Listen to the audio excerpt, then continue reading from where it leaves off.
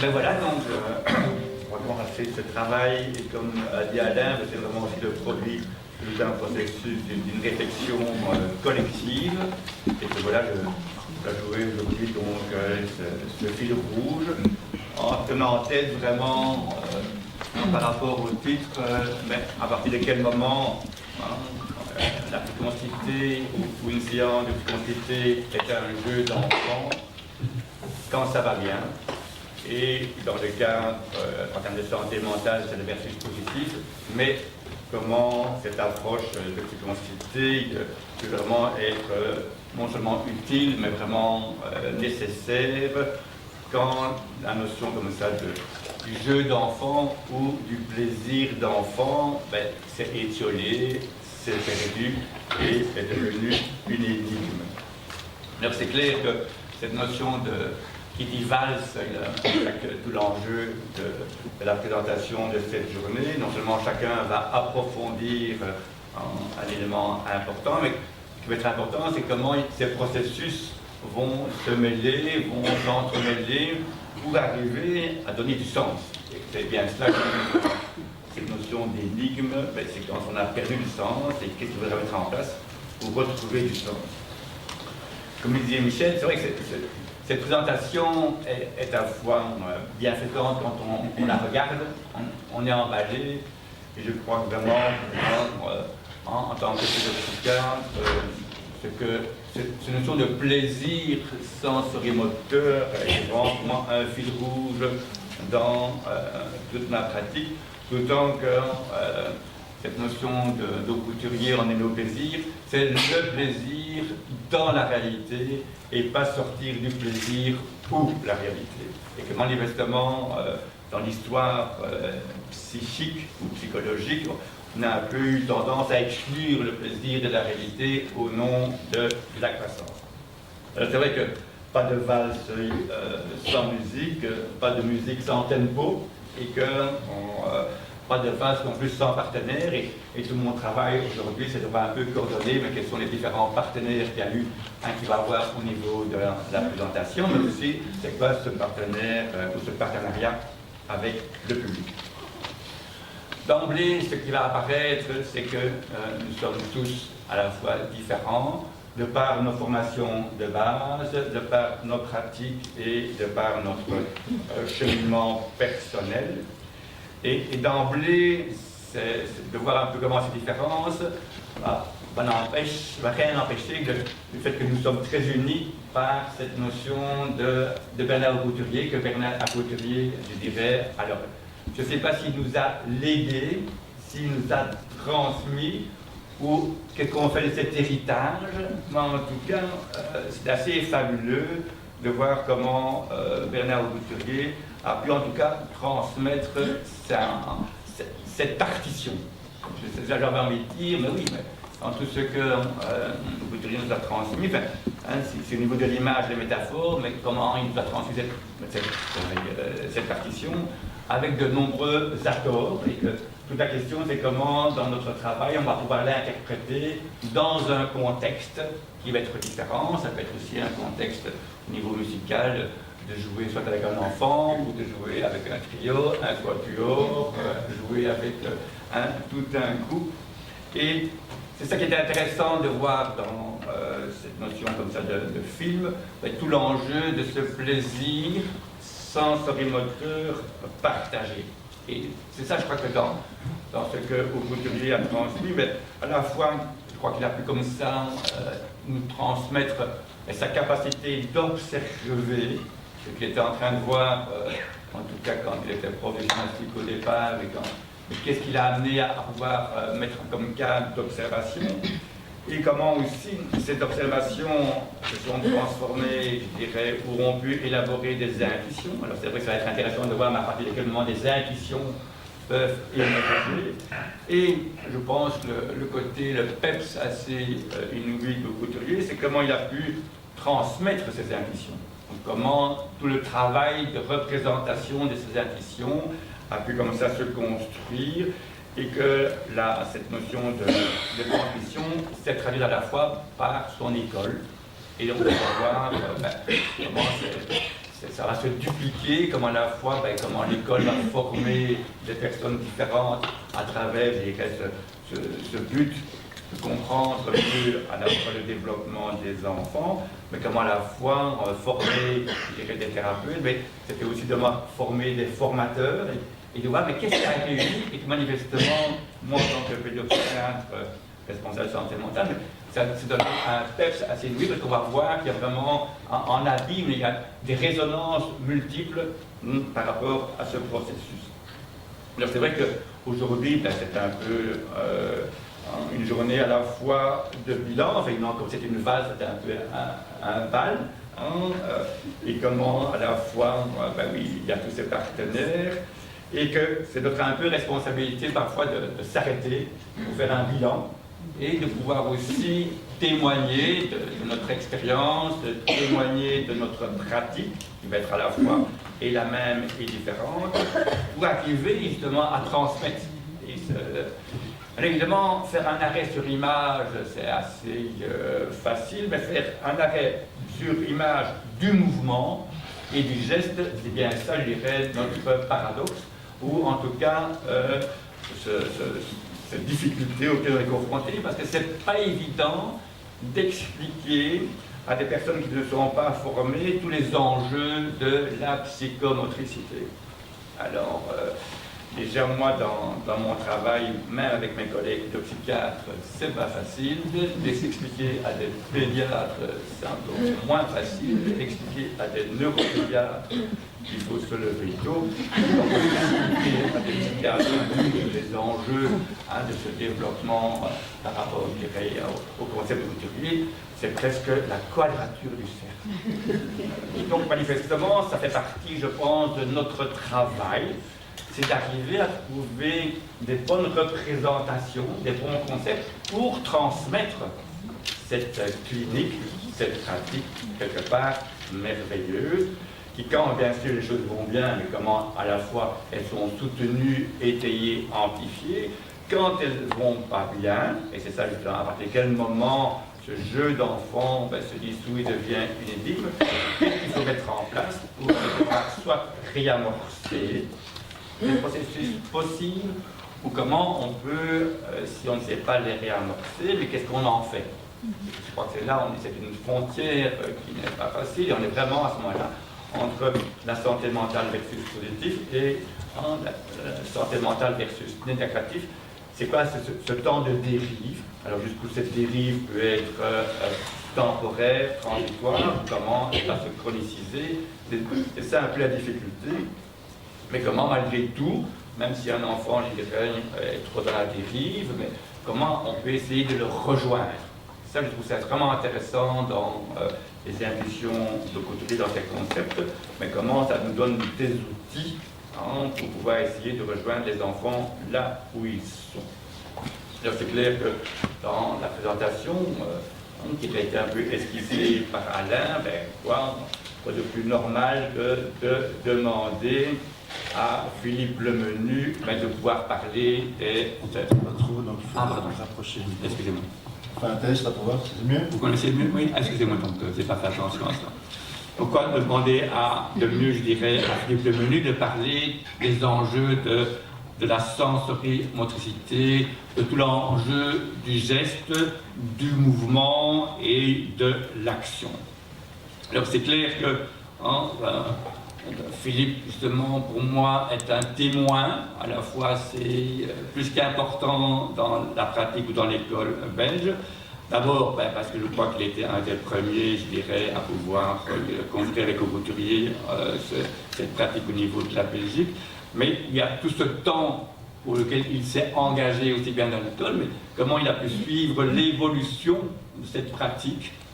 Et c'est vrai que si on fait cette évolution, je pense, une évaluation de pratique, mais comment on peut à la fois voir tout ce qui est adéquat, ou tout ce qui peut aussi se questionner, donc de voir aussi quelles sont les limites, je dirais, de notre pratique. C'est clair que justement, il pourra en parler. je crois qu'on doit constater aussi qu'il y a une certaine évolution dans notre société et que les enfants de 68 ou quand Couturier a commencé, je dirais, à pouvoir développer en tout cas ses intuitions, mais ne sont plus les mêmes enfants dans le même contexte qu'en 2019. Et comment on tient compte de cette évolution et quel est l'impact de cette évolution sur notre manière de voir, sur la façon dont les enfants vont organiser leur développement. Et je crois aussi que ce qui est important par rapport à Philippe, c'est de voir un peu comment il est à plusieurs niveaux, c'est-à-dire à la fois comment lui a développé sa pratique, comment il a développé aussi cette compréhension de la formation des futurs thérapeutes, et comment il était vraiment une des chevilles ouvrières dans les formations de formateurs, et de voir comment cette manière de ce prisme, je dirais presque permet en tout cas de mieux affiner mais tous les enjeux de c'est quoi le geste, le mouvement, le plaisir, et donc en connaissant aussi, je dirais son plaisir de vivre, je crois qu'il y a aussi des résonances, et comment ces résonances aussi vont pouvoir être transmises. Quand j'avais commencé à essayer d'écrire, je me dis, bon oui, voilà, le menu, c'est vraiment presque le fils spirituel de Couturier, et ça n'allait pas. J'ai même été m'identifier jusqu'au terme des cheveux. Et donc, là, il y a quelque chose où ça n'allait pas, parce que au Couturier, en tout cas dans ses rencontres, a fait entrer justement Gérard Mendel dans tout ce processus. Et Gérard Mendel vraiment nous a appris comment il fallait se dégager des images parentales pour pouvoir être créatif. Donc je crois que... Mais pas l'impression. Et donc voilà, je crois que c'est vraiment comment on tient compte de cette tension, comment à la fois on peut recevoir, je dirais, quelque chose de quelqu'un, que ce soit un parent ou que ce soit un modèle d'éducation, mais comment à la fois on peut l'accueillir sans devenir un clone, c'est-à-dire le reproduire ou le répéter en perdant bien sûr sa créativité. Donc voilà, donc ça fera l'approfondissement de Philippe. Quoi de plus normal demander à Michel Deseneil de parler un peu de tout ce qui est au plus profond et au plus de l'intime de l'enfant. Je crois qu'il est vraiment... de Michel, j'ai cette image comme ça d'une personne à la fois très discrète, très réservée, mais qui justement, par rapport à cette vulnérabilité ou cette connaissance au monde de l'intime, peut montrer comment on peut rejoindre le plus fragile et le plus vulnérable des enfants. Bien sûr, ce côté comme ça, discrète, fragile, n'est qu'une apparence. Quand elle a quelque chose en tête, je vous assure qu'elle le garde et qu'il faut apporter beaucoup d'arguments pour arriver à pouvoir comme ça.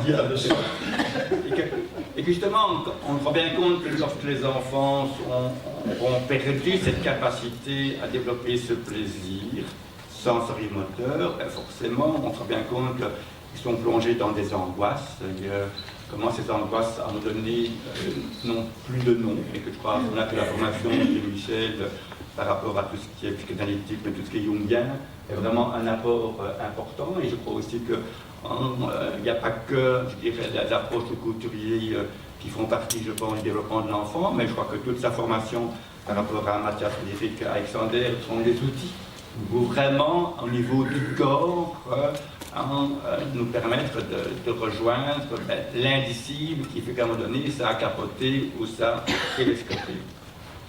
Par rapport à Geneviève, mais oui, comment on se rend bien compte que l'enjeu de la contenance et du plaisir sensorimoteur partagé fait, en tout cas dans ce que moi je vois dans ma pratique, l'émergence des processus de représentation. Et que ce processus de représentation, mais justement, va permettre d'avoir accès, et je dirais, à des images internes, mais aussi en comment on va pouvoir les partager, et je dirais arriver à un langage, mais un langage qui n'est pas bien qu'un langage de communication, mais un langage de représentation et un langage de symbolisation. Voilà, donc ça c'est un peu les trois grands accords de Couturier. Il y en a plein d'autres. Et donc c'est vrai qu'on ne serait pas sur une journée pouvoir comme ça les travailler. Mais mon job, ce sera justement de voir mais comment ces accords à la fois majeurs ou qui sont plutôt soit masqués par les angoisses, comment ils vont se interpénétrer, se lier, s'échanger, par quel bout prendre quand on va être confronté à des enfants qui présentent plus des situations d'énigmes que de plaisir. Alors c'est clair que moi je suis dans ce cadre ici pédopsychiatre et que le fait d'avoir pu rencontrer la pratique au couturier après ma formation des médecins, des psychiatres, des thérapeutes familiales, psychosomatiques, ça a vraiment permis moi de faire des liens énormes avec le fait que malgré le fait que j'ai fait la formation, je ne pratique pas de la psychomotricité au jour le jour, donc je ne suis pas dans cette clinique du quotidien, ce que parfois j'ai regretté, mais que de voir à quel point, je dirais, l'observation, les témoignages de couturiers, ses intuitions et tout ce processus de transmission m'a vraiment permis d'affiner un diagnostic en termes de pédopsychiatrie, et que pour moi la notion de diagnostic, c'est vraiment comme un enfant pouvait apprendre à construire une dynamique de développement. Et ça, je crois vraiment que ça, c'était pour moi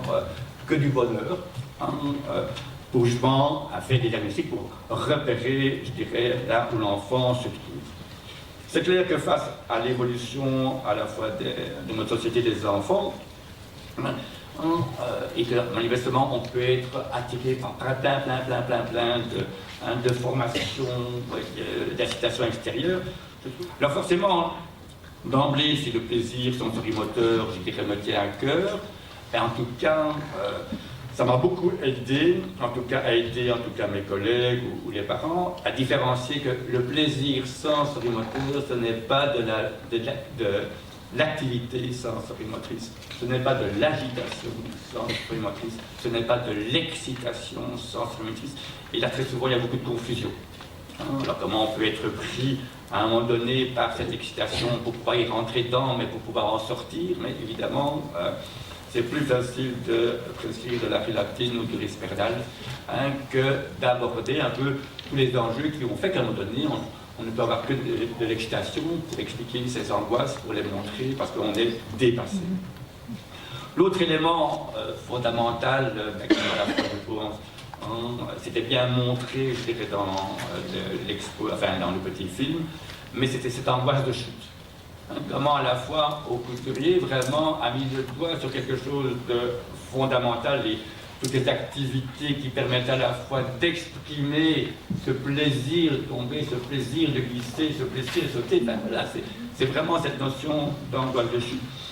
Et pour ma part, mais forcément, quelle va être la réponse à cette angoisse de chute à la fois archaïque, essentielle, mais qui va nous poursuivre toute notre année, toute notre vie, pour aboutir à l'angoisse de la mort. Mais c'est vraiment, pour moi, quelque chose de fondamental pour expliquer l'importance du portage, et donc de tout l'enjeu du nursing relationnel. Et donc voilà, vraiment, je crois que cette notion de cette angoisse de chute, qui à ce moment-là, dans le développement de l'enfant et dans son développement, je dirais, biologique, donc aussi neuromoteur, mais c'est comment cette angoisse de chute va se transformer par tout le processus d'équilibration, et comment au couturier, de façon assez magistrale, a pu montrer à quel point tout le plaisir du saut ou la maîtrise du saut, c'était vraiment une manière de réapproprier toute cette angoisse de chute, si cette angoisse de chute n'avait pas été accompagnée par un bon portage. Donc, d'où l'importance, en tout cas dans ma pratique, de voir comment les enfants ont été confrontés à des portages inadéquats, et comment cette notion de relais, qui sont maintenant institutionnels dans la qualité ou dans la gestion des crèches ou des pouponnières, ou de la façon dont ce relais va se mettre en place dans des familles d'adoption, dans des familles d'accueil. Voilà, c'est vraiment questionner, mais comment ce portage, un trou ou sans trou, va laisser des traces. L'autre élément, je pense, au couturier qui m'a aussi permis, en tout cas, de me construire, c'est cette capacité dans les concepts de couturier de pouvoir être en résonance avec d'autres théorisations, d'autres pratiques, et que là, manifestement, il y a dans la structure même, je dirais, de l'approche au couturier, tout un processus d'intégration. Et que là, je crois que pour moi, c'était vraiment du bonheur, en tout cas dans un premier temps, de voir à quel point au couturier pouvait donner des outils à tous les concepts de Winnicott, qui étaient du holding, du handling, donc du portage, la manière dont on pouvait manipuler.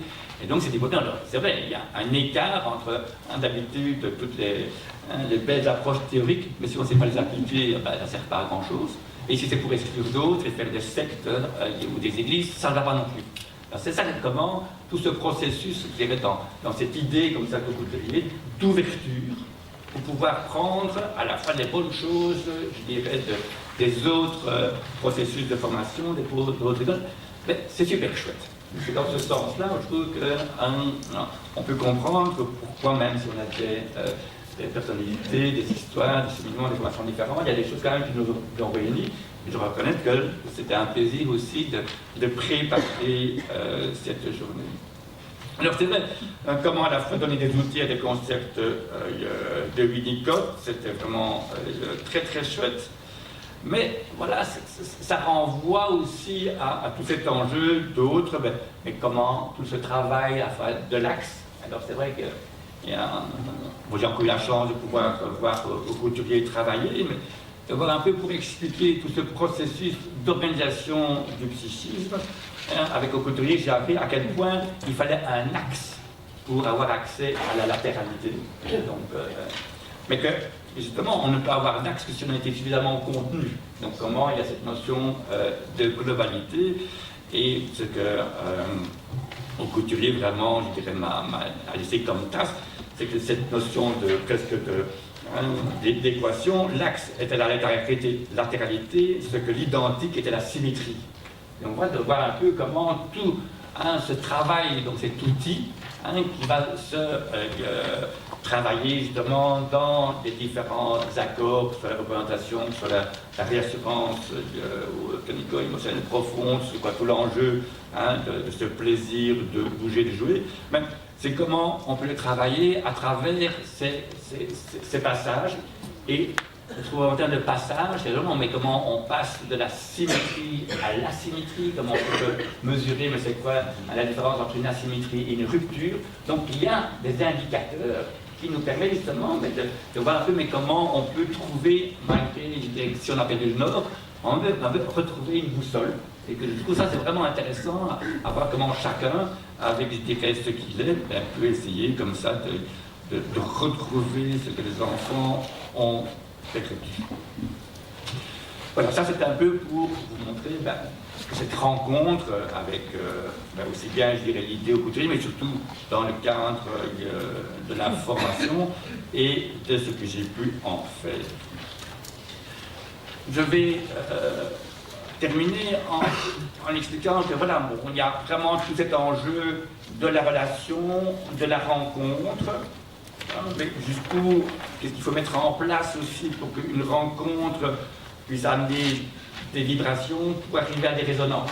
Et ça, c'est vraiment, c'est pas toutes les grandes relations, c'est comment une relation va être opérante dans le bon sens du terme. C'est-à-dire comment le psychisme se construit sur la dialectique entre le corps réel, ça je crois que vraiment c'est comment on doit s'appuyer sur le corps réel, mais comment il y a cette dialectique entre le corps réel et le corps imaginaire.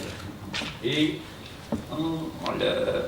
ça, je crois que c'est vraiment intéressant de voir tout le développement des neurosciences qui montre à quel point notre cerveau, c'est pas rien. Et que dans notre cerveau, avec 100 milliards de neurones, nous avons comme ça un potentiel extraordinaire qui représente le rêve. Et quand je parle du rêve ou de l'imaginaire, je ne parle pas de Walibi et je ne parle pas de Walt Disney. Il y a vraiment quelque chose de prodigieux en termes d'auto-guérison, mais qui passe justement par l'enjeu corporel, mais c'est quoi tout ce plaisir donc sensorimoteur.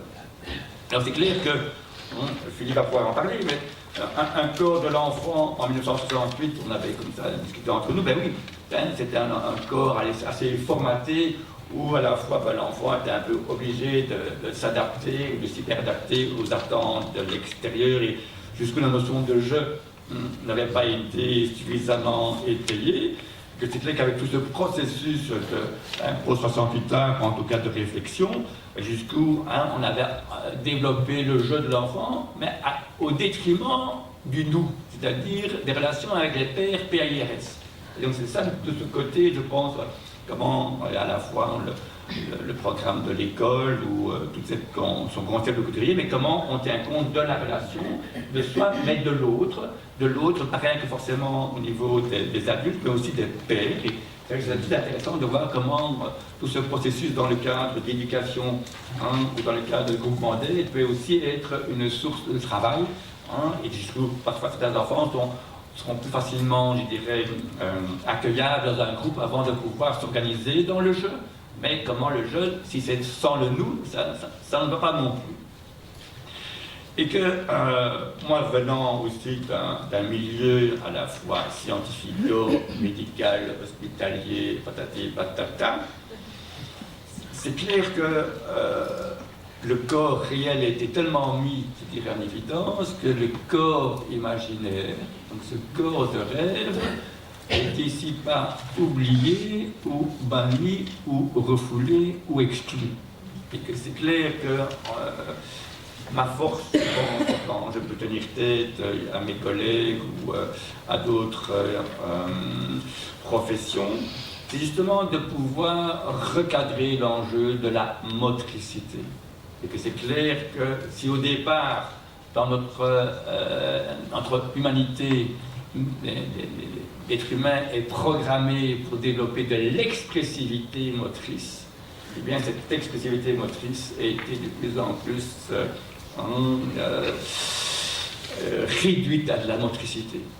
Et que c'est vrai que manifestement, un des enjeux, je pense, de la pratique psychomotrice relationnelle, c'est de réactiver cette expressivité motrice. Et forcément, c'est lié à cette capacité de pouvoir se rêver, et donc de pouvoir avoir ce plaisir qui n'est pas d'excitation, qui n'est pas d'agitation, qui n'est pas d'activité.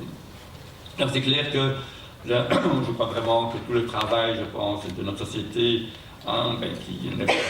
qui quelque part laisse tellement de place aux écrans, et donc c'est pas du réel, c'est du virtuel, donc jusqu'où on doit aussi réagir par rapport à cela, et comment nous, en tant que thérapeute, on ne reproduit pas trop cette relation par rapport à l'écran. Donc ça questionne à ce moment-là, mais c'est quoi notre enjeu par rapport à notre imaginaire?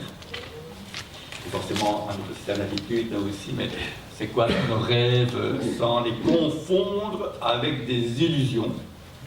Parce que moi je vois bien aussi à quel point les illusions nous ont pas de aide.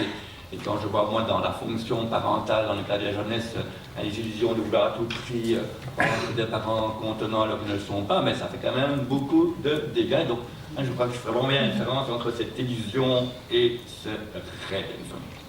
Donc, c'est clair que toutes les activités de formatage, à ne pas confondre avec des activités de formation, et c'est ça tout l'enjeu de l'apport de Couturier, c'est vraiment donner des assises sur ce processus de psychisation.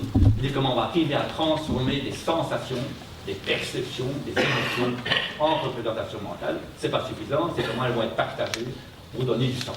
C'est ça nouveau, je crois que c'est pas grande, je dirais, des intuitions du Couturier, mais elles sont assez prodigieuses. Évidemment, comment les activités dans notre société par rapport aux enfants, par rapport aux écrans, se construisent au détriment justement de la rêverie. Et donc c'est quoi tout cet enjeu du rêve qui passe par le fait de ne pas être trop actif. Mais comment on ne confond pas le fait de ne pas être actif à le fait de « il ne se passe rien » ou « il s'ennuie ». Et donc c'est ça, mais le rapport au temps est très différent pour pouvoir accepter justement à un moment donné ce temps où je ne fais rien, où il ne se passe rien, mais non, c'est quelque chose qui est prodigieux dans la mesure où ça va permettre cette émergence, je dirais, de représentation de l'intérieur. Là, c'est clair que tous les enjeux, je pense, du passage, on peut m'en expliquer, oui, comment ça va passer de l'un à l'autre, comment on peut être attentif à cela ou être distrait. Et que j'avais envie de rappeler qu'au niveau des neurosciences, les premières ondes produites par le cerveau d'un fœtus, ce sont des ondes de rêve. Voilà. Ce n'est que lorsque nous aurons des ondes de rêve continues que va émerger des ondes de sommeil profond. Ce n'est que par la suite, quand c'est structuré, que vont venir ces ondes, je dirais, d'éveil. Ça montre bien, je dirais, cette importance de cette structure cérébrale, qui est vraiment dépositaire, je pense, de ce processus, et que c'est durant le sommeil de rêve que tous les bébés du monde, quand ils sont finalement construits et ils arrivent donc à maturité, donc c'est-à-dire après 9 mois, c'est qu'ils vont montrer des signes mimiques fondamentales. Donc c'est dans le sommeil de rêve que va s'exprimer ces mimiques biologiques. Toute la question c'est qu'est-ce qu'on va en faire? Mais on est programmé pour avoir des émotions et Dieu merci, je suis à la fin de ma vie professionnelle et que les neurosciences explosent et que les neurosciences montrent à quel point l'importance des émotions pour organiser du cerveau et du cognitif. C'est ça tout l'enjeu assez chouette. Or, c'est bien ça tout l'enjeu, je pense, de Couturier, c'est à la fois d'avoir mis en évidence, c'est quoi cette émotion de plaisir partagé à travers l'expressivité motrice. Alors c'est clair que, et Michel pourra en parler, c'est que pour pouvoir vraiment être détendu, il faut être suffisamment contenu. Et c'est ça tout l'enjeu du portage. Donc, je vais expliquer à travers, je dirais, cette angoisse de chute. Mais que, autant la salle, une salle intelligente, ça questionne vraiment l'enjeu de contenance et comment on va l'habiter, comment on va la faire vivre avec les objets présentés. Mais c'est clair que le passage fondamental dans l'humanisation, c'est d'un bébé quand il est sorti du ventre de sa mère, c'est de pouvoir apprendre à passer de l'état de veille à l'état de sommeil. Et vraiment, c'est dans ce sens-là que la matrice du portage va se traduire justement dans la qualité des rituels d'endormissement. Et qu'il ne faut pas être un pédopsychiatre pour comprendre pourquoi toutes les sociétés du monde, pour endormir leur bébé, se rendent compte que si le bébé était confronté à un berceau associé à des bercements, associés à des berceuses, que les bébés se détendaient pour pouvoir s'endormir. Et que c'est ça tout l'enjeu du psychisme, c'est comment les bébés, par la qualité des rituels d'endormissement, vont avoir accès à un sommeil de rêve. Je vous rappelle que les bébés, ils rêvent 60 à 80% de leur temps de sommeil, tellement qu'ils ont des choses à apprendre, et que tout le processus de mémorisation, en plus du sommeil de rêve, qui sont des processus de représentation qui vont trouver des solutions à des conflits internes et externes, mais c'est ça qui se passe. D'où cette notion de comment un berceau associé à des berceuses, associé à des bercements, va permettre de la détendre pour s'endormir. Et c'est là tout l'enjeu dans la pratique quotidienne, mais comment on va être attentif à ces passages entre le plaisir sensorimoteur, la gestion sensorimotrice, la réassurance profonde, la représentation, mais c'est tout cet enjeu de ce corps qui va pouvoir se détendre.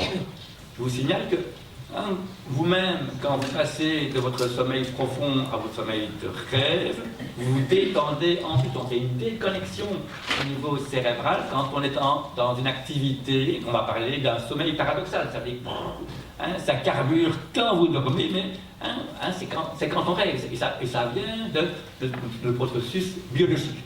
Donc toute la question, et c'est ça où nous on n'est pas des papas, des mamans, on ne s'occupe pas du sommeil, donc c'est quels sont les rituels de passage ou quels sont les rituels d'accueil.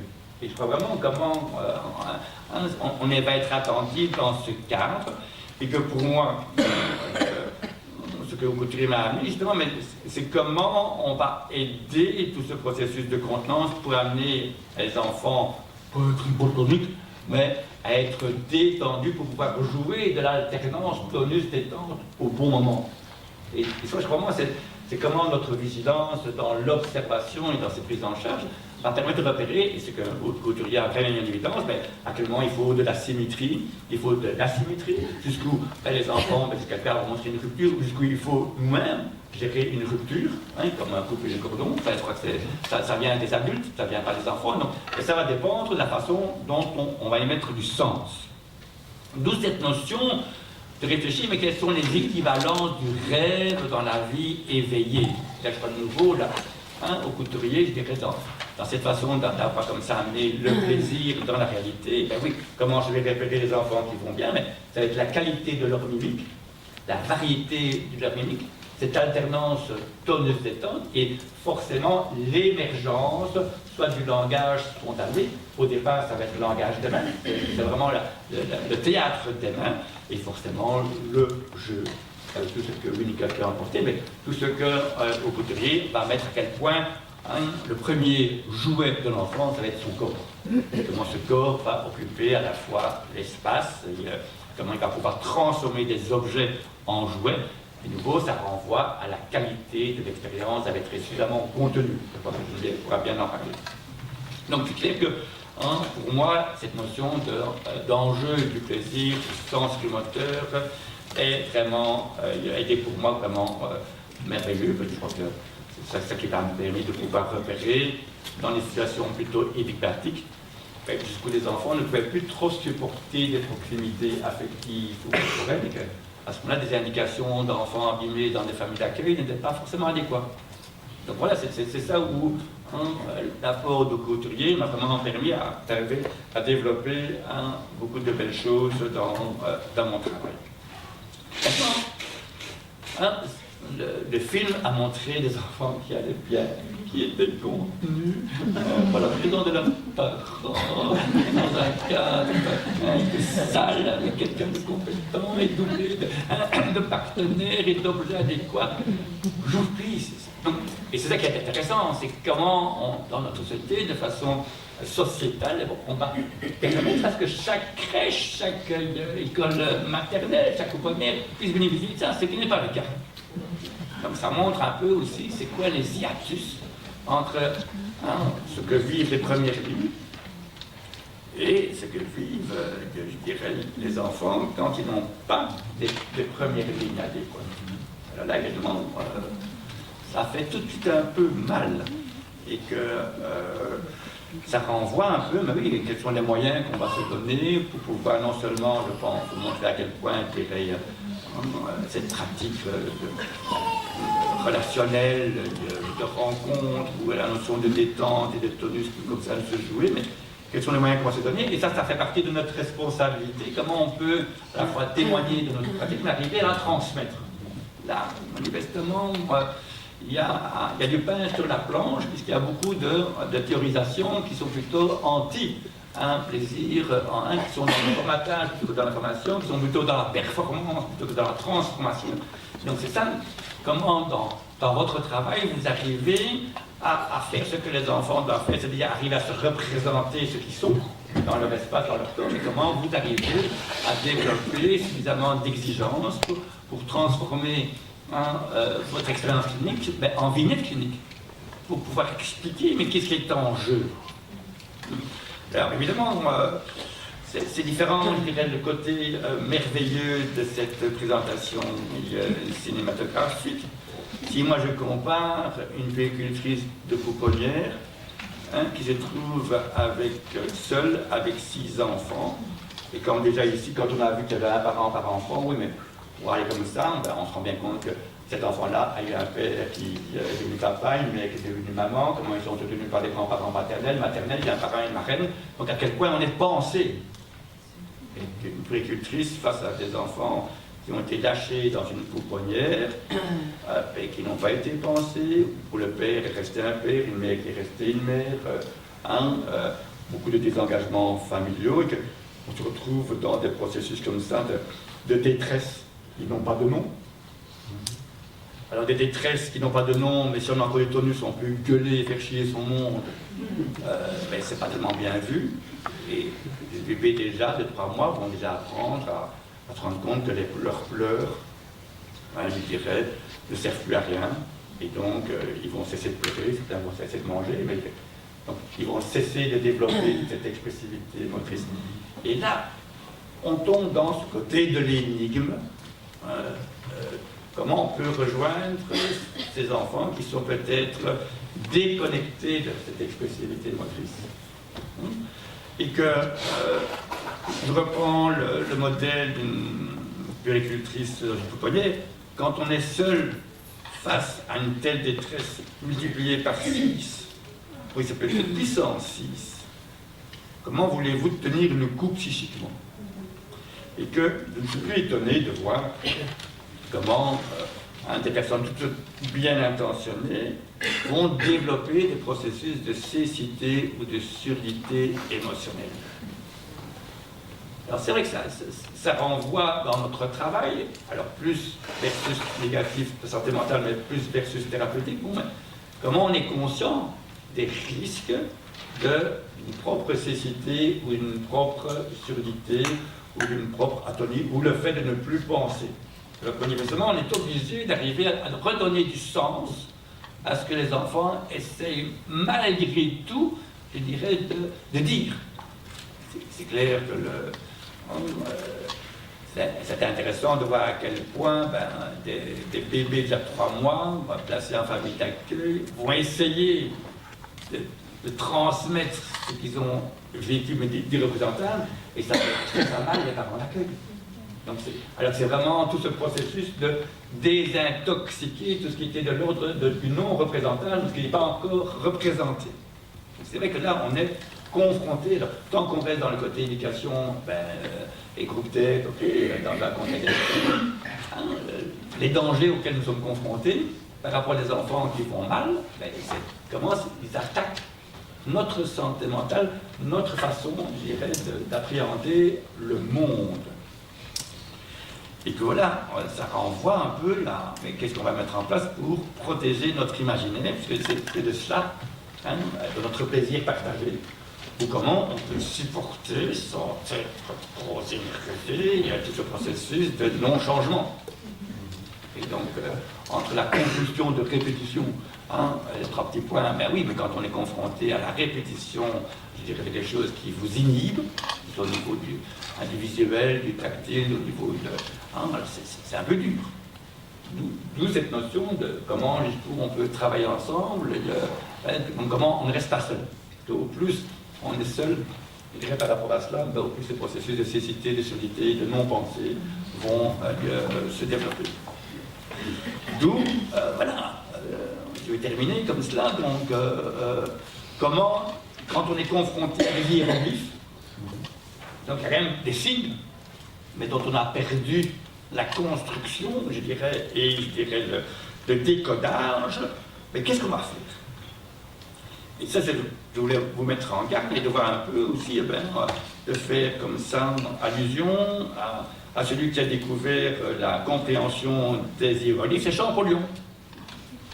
Et c'est intéressant de voir comment il a bouloté, donc c'est vraiment c'est pas rien, c'est pas vu comme ça. Déjà à 18 ans, il était prof, il était adjoint prof de toute sa connaissance au niveau de l'histoire et de Gipoli était déjà très grande.